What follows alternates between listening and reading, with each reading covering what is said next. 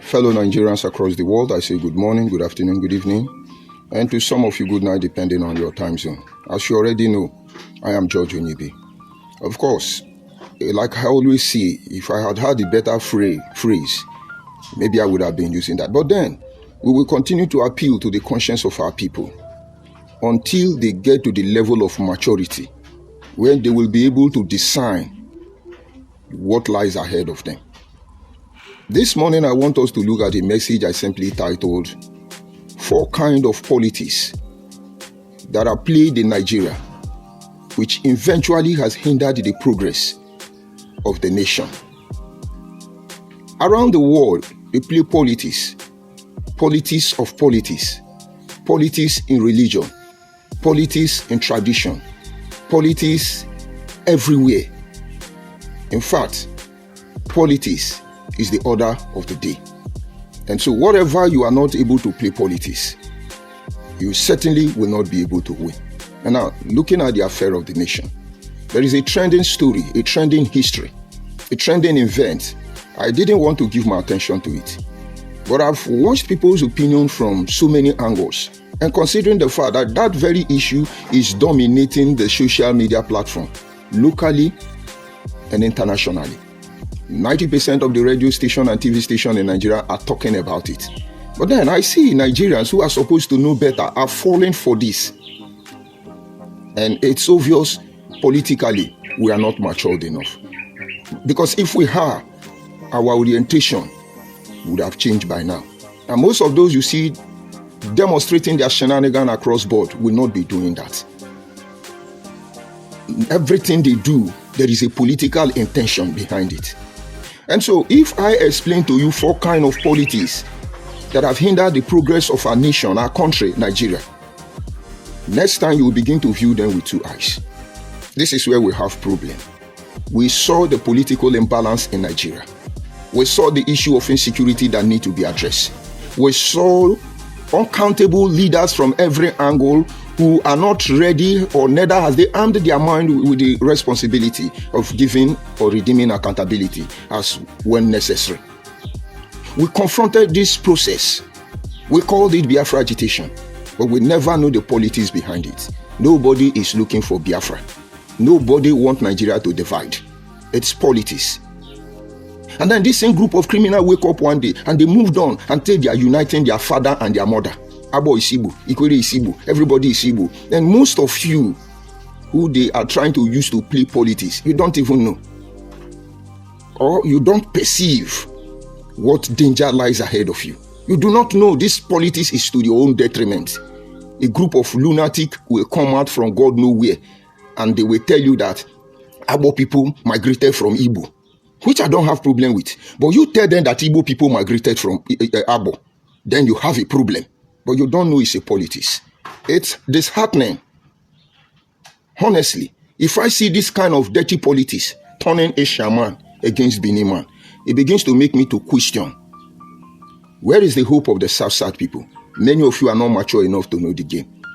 Because if you are, you will know that the recent instigation against Asian and Benin people, the recent politics against Urubu and Ishekiri, the recent politics going all around South, I need you to pause a little bit and notice that when we begin to advocate for South progress, enlightenment, when we begin to appeal to the people of the South to pay attention to what is to come, all of a sudden, boom, almost every ethnic group want to begin to fight against each other. But it is politics that is being played there. And now this is our country. We wake up every day, we complain and complain and complain. Most of the complaining is political. And so, like I was saying, the trending news that brought my attention to this very broadcast, maybe you will learn, is the NYSC girl who is politically trying to rip off the emotions of Nigeria. And most of you have said your opinion, but I will tell you my opinion this morning. Because under our watch, we will not allow other people to sell the next generation of our people. But if you oblige and allow them to sell the next generation of your people, our work will direct your children, the next generation of your people, back home. Because certainly, we are not bloggers. Certainly, we are not here to massage anybody's ego. Certainly, we are not here to please anybody. We just want to have our life back because it has been taken from us politically. maybe you begin to understand. Now, so let's see how I can be able to present this discussion comprehensively, because it's quite lengthy. But let's look at the first politics that is played in Nigeria.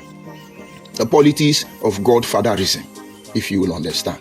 The politics of godfatherism.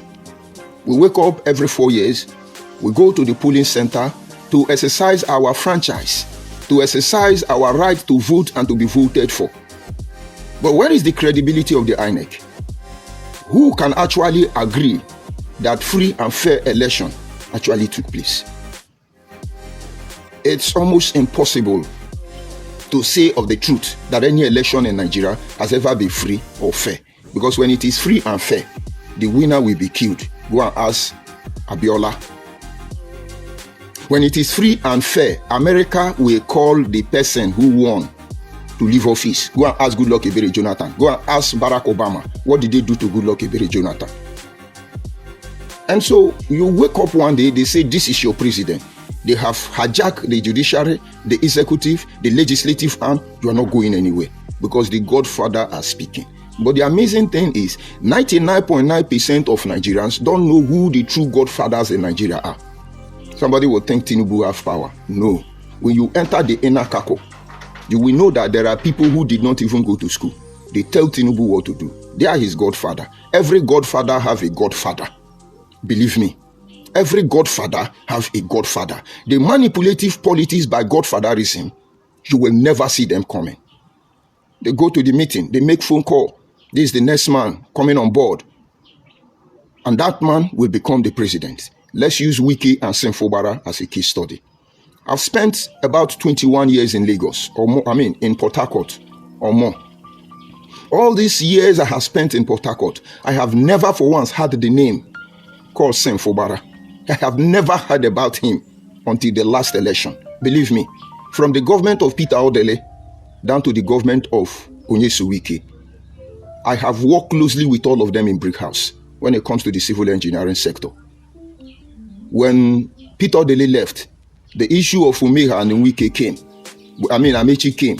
When Amechi left, the issue of Wike came. And when Wike came, in fact, I have been close participator when it comes to Rivers State government projects. I have never heard about, even when Wike was a local government chairman, even when he was chief of staff, I have never heard about Senfobara. But boom, Wike tenure expired. Everywhere in Rivers State, same card. Godfather played their role. And so somebody we have not even heard his name, boom, emerge as the governor of Rivers State. But happily, we all love Senfobara. I love Senfobara. It's a likable person. I think he's an approachable person. But now, he has problem with his godfather, Onyesu Wike. Go to Rivers State now, it look like dustbin. They are not packing the dustbin again. Many projects are shut down. Imagine if it were to be on a higher scale. The nation will suffer. As I'm talking to you, Rivers State is bleeding. Rivers State is suffering. Not because they do not have allocation given to them, not because they do not have the technical know-how to move the state forward, but because godfatherism influence will bring everybody to their knees until the state becomes a cow for them to milk. If you want to understand, understand. That is the politics of Nigeria. Now, how can Rivers State progress? Now, how can Nigeria progress? How can your community progress when your political arena is dominated by Godfather? These people are faceless, they are nameless, and that makes them very dangerous. Number two, you talk about the manipulative, or rather, let's look at number two, the instigation politics. And that is the main essence of even this broadcast. The instigation politics. Now, all of a sudden, a young girl who is from Calabar went to Lagos to serve. And then, boom, she's on social media. We are suffering. A bag of rice is 1 million. A bag of yam is this one. Tinubu is very wicked. Tinubu is wicked. Car. You people fall for her. No. They want to instigate Tinubu against the people. Now, hold on. You have your opinion. This is my opinion. And we speak what revelation we have received. That is instigation.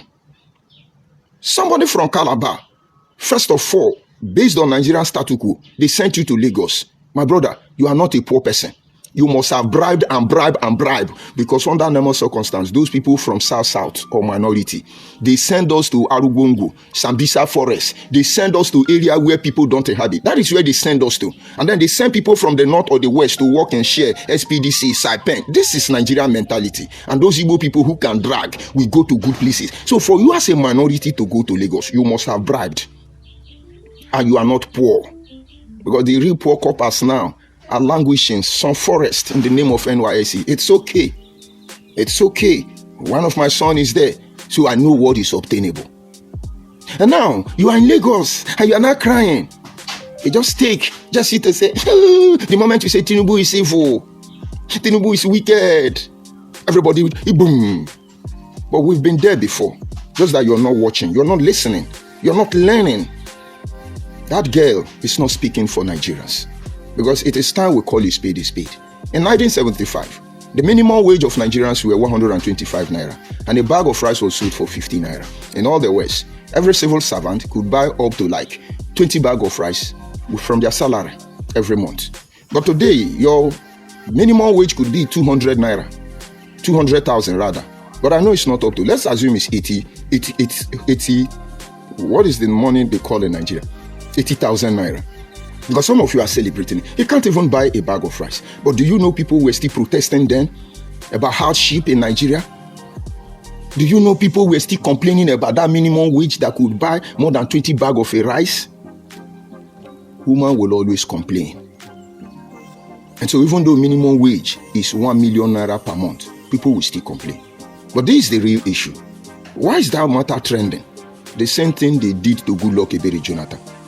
Where are those touts? I call them touts from all these equals, the political tout. Where are those Yusuf, all those useless criminals who are jumping up and down? Good luck is a bad luck. We must remove good luck. That is the same thing, the same game these cabals want to play against Tinubu.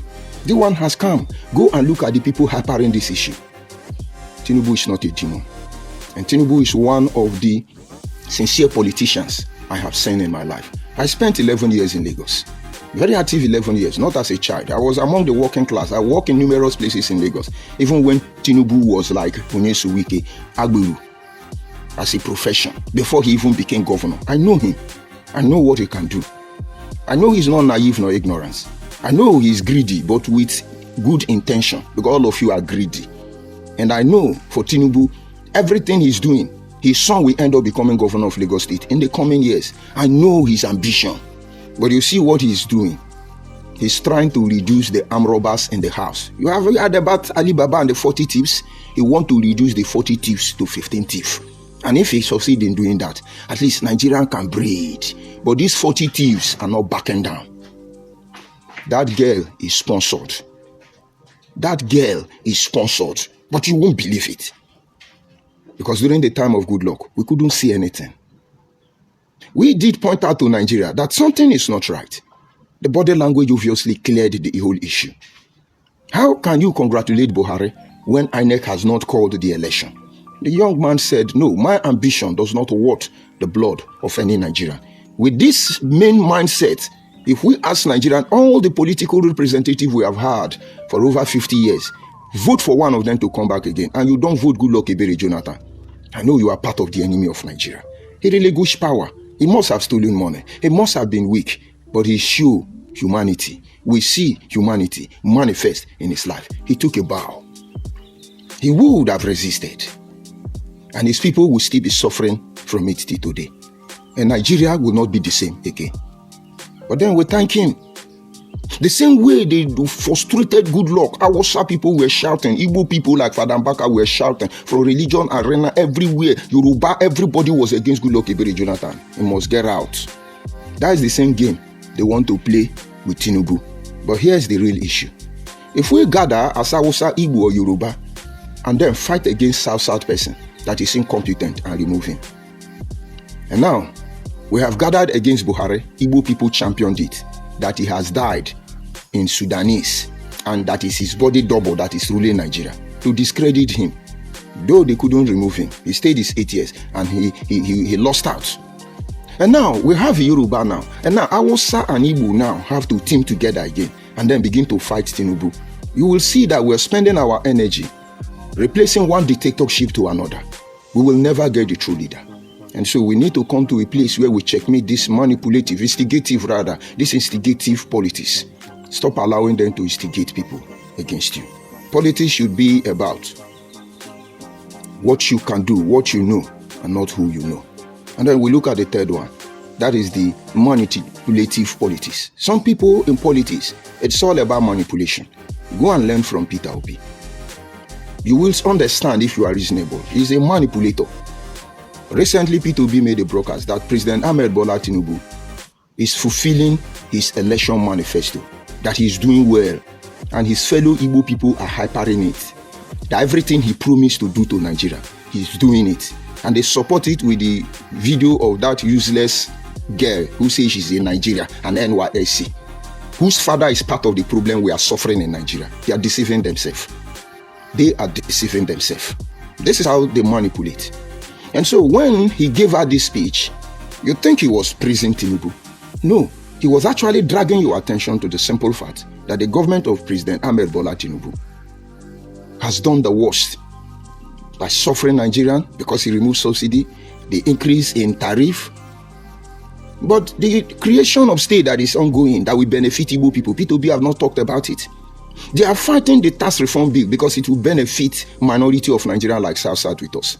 No, they play manipulative politics. They manipulate you to think those people are their problem. They are not their problem. I bet you, if P2B become the president of Nigeria, your life will not remain the same again. Look at somebody who is not a president yet. He's dictating for everybody. He is now the judge of Nigeria. You don't know you are being manipulated. Now they are trying to manipulate Hausa, and Hausa may fall for it temporarily, but Hausa know how to handle Igbo man. They will use Igbo man to get there. Igbo man is the invisible hand of the Hausa people that can go into the nuclear reaction platform where their hand cannot go to. But they think they are manipulating anybody. And now when Igbo and Hausa fight, at the end of the day, who suffers it? All Nigeria. And when Igbo and Hausa join together and manipulate and remove Yoruba man, who suffers it? All Nigeria. And somewhere along the line, we are complaining that Nigeria is not progressing, this sign is not progressing. How can you progress? No, how can you progress? With this kind of manipulators everywhere, how can you progress? Because every politician in Nigeria do not know what is continuity when it comes to project management. It's only the Yoruba governors I know that has idea on this. When a governor leaves office, he does not quarrel with his predecessor. Every project is stopped there, they carry on from there. Whether they are friends or not, when misunderstanding comes in, Yoruba elders will in and sort them out. And so there is continuity when it comes to project, vision, dream that they have for their people. Come to the South. You can see Omeha, Wike, Peter Dele, Chibuike Amechi. These four people I've mentioned, they are enemies.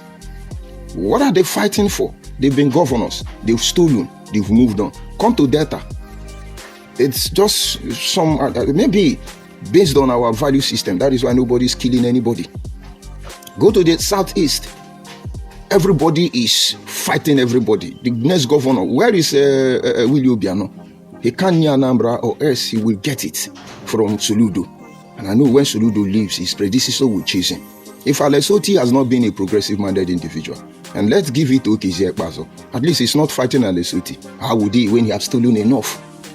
So each time they manipulate you and they use you and they succeed in bringing in a stranger, that stranger will jettison all the project that would have made Nigerians to prosper and start their own in order to be able to steal, chop and claim out.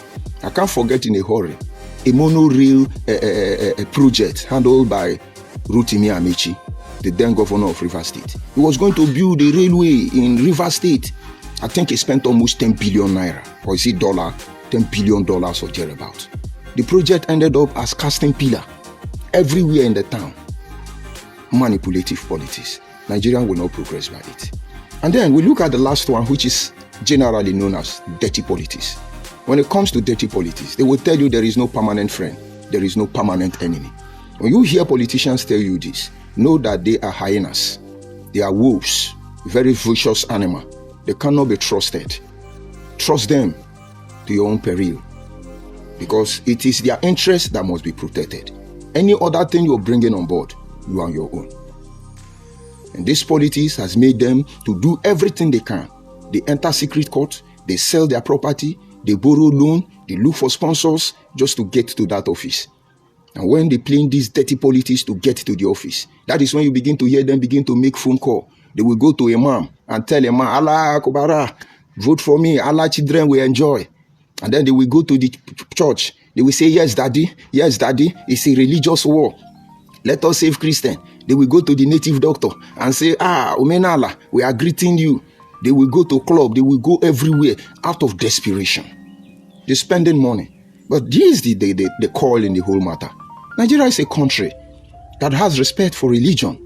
We are Christians. We are Muslim. We are traditionalists. We are Hindus. We are Bundus. We are Mandus. Name the religion. And so how do you think this same man who appealed to Christians to vote, he will help Christians. He appealed to Muslims, he vote, you will help Muslims. You appeal to the traditionalists to vote you, you will help them. You that they are fooling does not even understand that this religious character, the ethics of their belief contradict each other. They don't agree. The Bible even say, what fellowship does darkness have with the light? What fellowship does Muhammad and Jesus have? Do not equally yoke with unbeliever. And so how do you balance this when you have become a religious politicians? You are just simply playing dirty politics. It's that office you want. And no wonder when they get there, they don't care about you. All they care is recouping back all the money they spent in the project of becoming your leaders. And so fellow Nigerians, let us not be distracted by those enemies on social media. We should be talking about the solution to how Nigeria will prosper. That is what we intend to be doing, revealing areas that our people should pay attention to. This era of trying to instigate, manipulate, these eras of influence by godfatherism and those playing dirty game, it's winding up, it is dying down, it is gradually shifting its base because the foundation has been crushed already. President Ahmed Bola Tinubu may be doing the right thing or the wrong thing. Time will tell. What did we learn from the past leadership of Muhammadu Buhari? What did we learn from the man, Goodluck Ebele Jonathan? What did we learn from late Yaradua? What did we learn from past president that we as a people can say we have implemented? None. None. Let this be the time the true change will begin if we must survive as a people. And so in a nutshell this morning, I encourage you fellow Nigeria, I advise you fellow Nigeria, watch out for those instigating politicians. They are the ones sponsoring those things. The atmosphere is not right for them. By now, you will hear them coming out in their numbers. And I'm sure President Ahmed Bola Tinubu will not let them have their way. When we talk about defending the interests of the people, we should do it in such a way that even when we confront the justice system, they will have nothing to say. I was on Radio Biafra. I was broadcasting and doing everything that I had to do.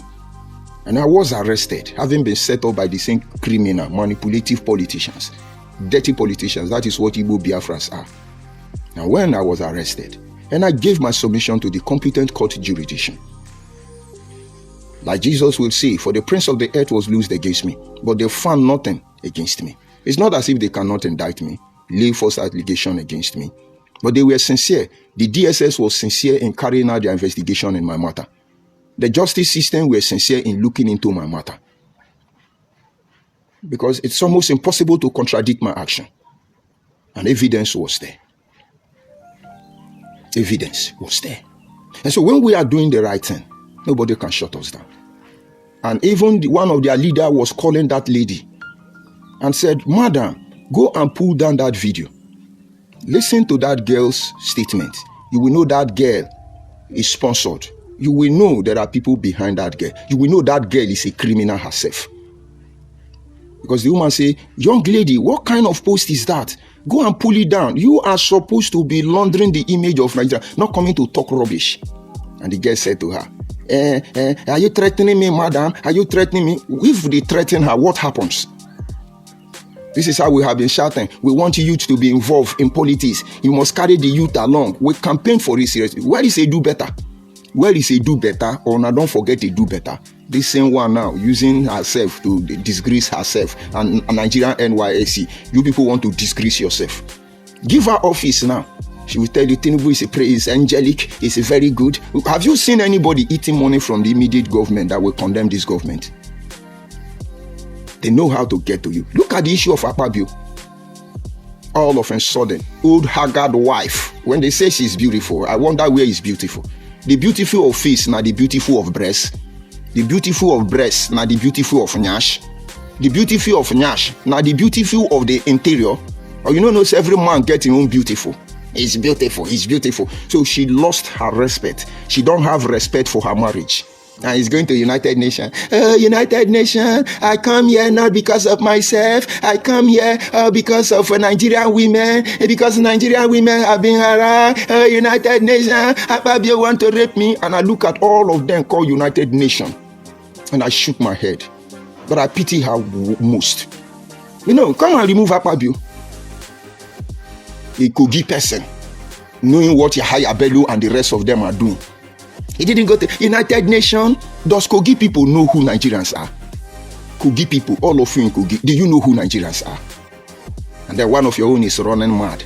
They are sexually embarrassing me because I'm too beautiful. The next Miss Universe, Abani Derego, another beautiful. Nobody is harassing them. And Nigerians believe. Why wouldn't they come up with another cock and bull story? People like that are supposed to be sanctioned. This is my point of view, based on extensive knowledge. Based on extensive knowledge, I learned. I never knew such thing could exist. And most of you will be saying, why is he saying like this? My dear, this is the right thing to say. And this is the truth and the absolute truth. Before I bring it to an end, let me tell you something. When we were in IPOB, we got to a stage. The next agenda of Nnamdi Kanu was to go to Nigerian universities in the southeast and begin to recruit young girls with HIV. They start sending them to politicians. They start sending fine young girls with HIV positive to politicians, to their target, to their enemy.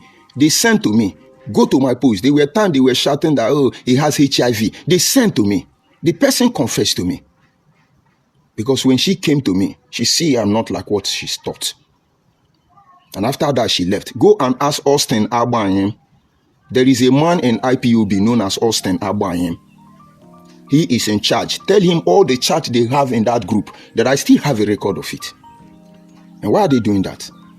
Because when all these politicians want to get together, they go to the campus and hire guests. They have agents that bring guests for them. Rubbish them that night and move on. I've seen it in different politicians' house. Some of the company, what do they call the name? Partner with us. The name of the company I know is known as Partner with Us. They supply politicians with numerous young girls. But let me tell you, Akpabio would have been able to partner with them and get the coins of our nation. But they have to play this dirty politics. So what we are looking at, let's impeach him, let's remove him, let's remove Tinubu, let's do this one. But while you are doing it, while you are doing all this rubbish, what is at stake is still at stake.